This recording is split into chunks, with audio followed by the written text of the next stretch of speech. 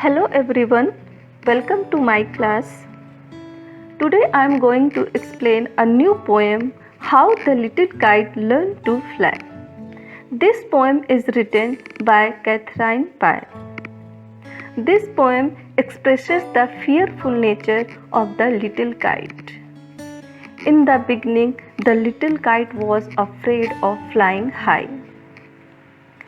But with the motivating words of the big kite, she gathered her courage and learned to fly slowly.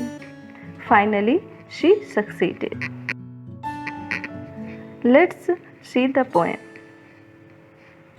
I never can do it, the little kite said, as he looked at the others high over his head. I know I should fall if I tried to fly. The little kite said, little kite ने कहा, I never can do it. मैं ऐसा कभी नहीं कर सकती. As he looked at the others high over his head. जैसे ही उस लिटिल काइट ने, उस छोटी पतंग ने अपने सिर के ऊपर दूसरी पतंगों को ऊंचाई पर उड़ते हुए देखा, तो उसने कहा, I never can do it. मैं ऐसा कभी नहीं कर सकती. I know, मैं जानती हूँ. I should fall, मैं गिर जाऊंगी. If I tried to fly, यदि मैंने उड़ने का प्रयास किया तो मैं गिर जाऊंगी.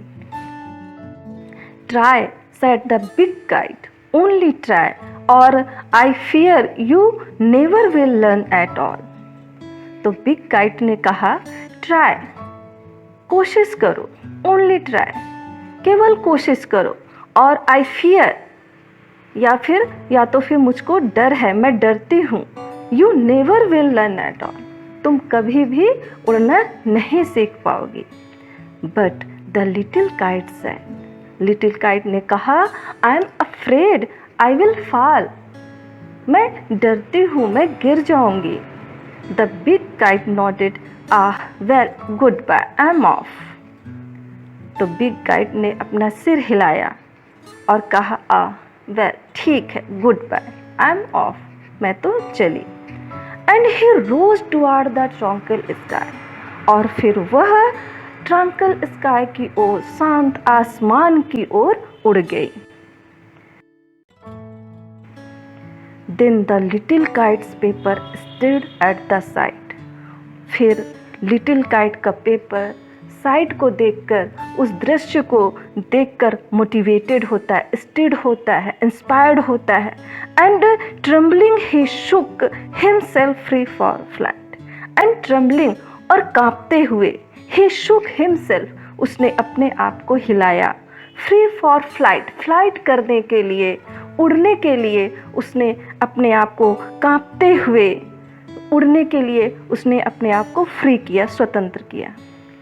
First whirling and frightened, then braver grown. पहले तो वो whirling किया, गोल गोल चक्कर काटा. एंड फ्राइटेंड, और बहुत डर गया. देन ब्रेवर ग्रॉन, और फिर उसमें साहस जागा. Up up he rose through the air alone. ऊपर और ऊपर वह अकेला ही हवा में उड़ा. Till the big kite looking down could see. तब तक बिग काइट उसको नीचे देख सकती थी. The little one rising stately, और वो जो लिटिल काइट थी वो धीरे धीरे उड़ने की कोशिश कर रही थी, वो धीरे धीरे उड़ रही थी. Then how the little kite thrilled with pride as he sailed with the big kite side by side. और फिर कैसे लिटिल काइट का जो मन था, जो लिटिल काइट थी, वो प्राइड से थ्रिल हो उठी, गर्व से रोमांचित हो उठी. As he sailed with the big kite side by side. जैसे ही वो बिग काइट के अगल बगल आसपास उड़ने लगी, तो वो जो लिटिल काइट थी वो प्राइड से, गर्व से रोमांचित हो उठी. While far below he could see the ground and the boys like small spots moving round. और जब उसने ऊपर से नीचे ग्राउंड को देखा तो उस समय उसको जो बॉयज़ थे, जो लड़के थे, वो स्मॉल स्पॉट्स के जैसे, छोटे छोटे धब्बों के जैसे मूविंग राउंड कर रहे थे, छोटे छोटे धब्बों के जैसे घूमते नज़र आ रहे थे जब उसने ऊंचाई से नीचे ग्राउंड की ओर देखा।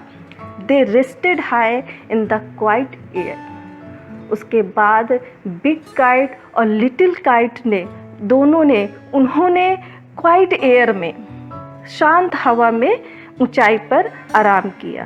And only the birds and clouds were there. उस समय वहाँ पर केवल बर्ड्स एंड क्लाउड्स ही थे, केवल पक्षी और बादल ही थे। Oh, how happy I am, the little kite cried. And all because I was brave and tried. Little kite चिल्लाई, खुशी से वो चिल्लाई, How happy I am, मैं कितनी खुश हूँ। And all because, और ऐसा इसलिए है क्योंकि I was brave and tried। तो ये थी हमारी poem. The moral of the poem is, if you want to be successful, you must work hard with determination, and you must face the challenges of life by being brave, self-confident, and bold.